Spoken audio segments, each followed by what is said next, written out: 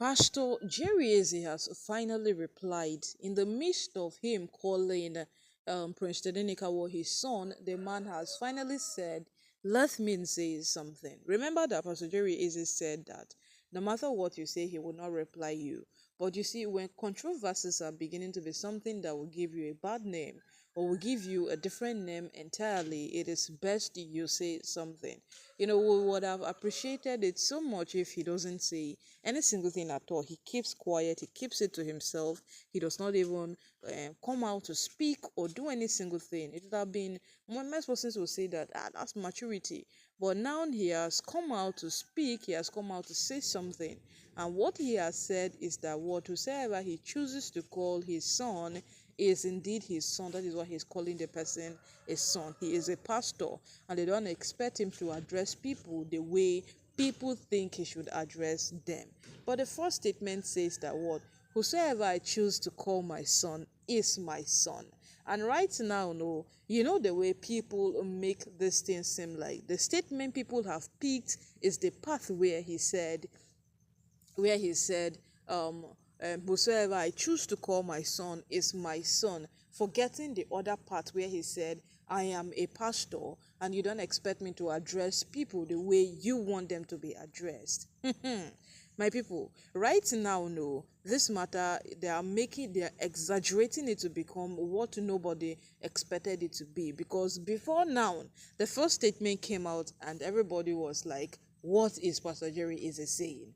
Before the last statement, part of the statement came out and it became like, okay, apparently what happened there was just in mere say. But right now, my people, even if this was a mistake, considering how much that has built over time, Pastor Jerry should have known better not to make this kind of mistake. Or if this is how he addresses children, calling them my son, then we might not be too harsh on him. Yes, because he said that I am a pastor, and you do not expect me to address people the way you want them to be addressed.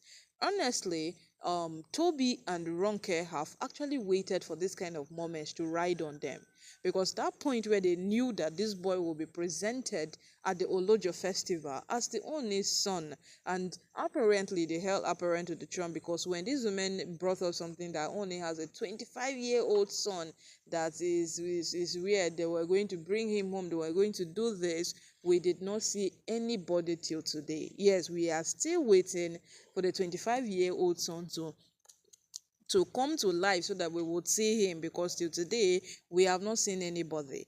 And right now, Tedinikawa remains the most eligible person to sit on that throne after his father, except any other thing happens otherwise. And we have come to the point of understanding that everybody would fight, everybody would do every single thing to hinder that. If they can fight the boy's mother, then what makes you think that they would not fight the boy himself? Even when Olori Aderonke had an issue with Olori Naomi, an issue that did not concern this boy, an issue that was far, far from any single thing to do with this boy, what did she say? She said that you are lucky that you have a male child for the Oni. So it has just been like the problem there is Naomi having a son for the Oni. Yes, that is how this whole thing has been revolving. The problem there is that you have a son for the Oni, so it is actually something that we are going to be angry about. Yes, it should not be so. You should not even have a boy for the Oni at all.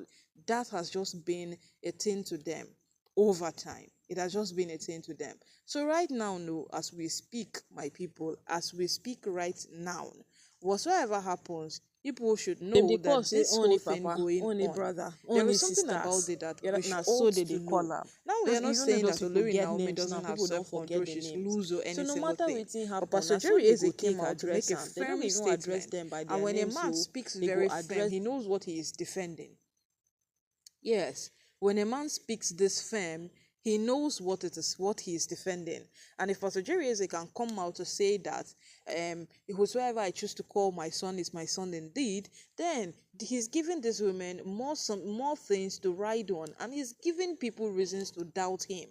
We have never doubted this man for a day. We have never had any reason to say that, oh, whatsoever they said about you is true. We are always in the middle, trying to find in ways to balance it up.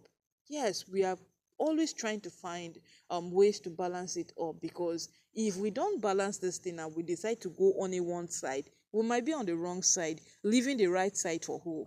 It has always been like that. We might end up on the wrong side. So you stay in the middle so that you can balance this whole equation. But Pastor Jerry Eze is not giving us that room to balance it. He came out to say that what? He is my son. And whosoever I choose to call my son is my son indeed.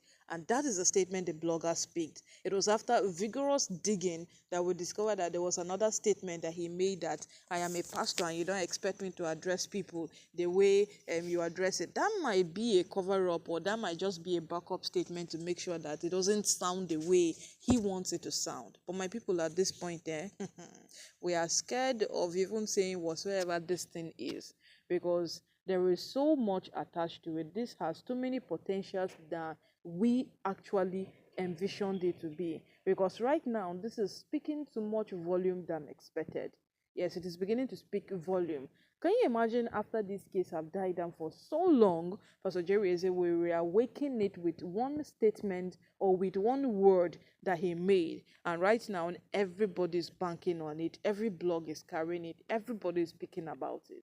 As long as this matter continues, as long as this matter progresses, as long as this thing keeps on going, we all know that the end of this matter is no go funny. We have always said it too.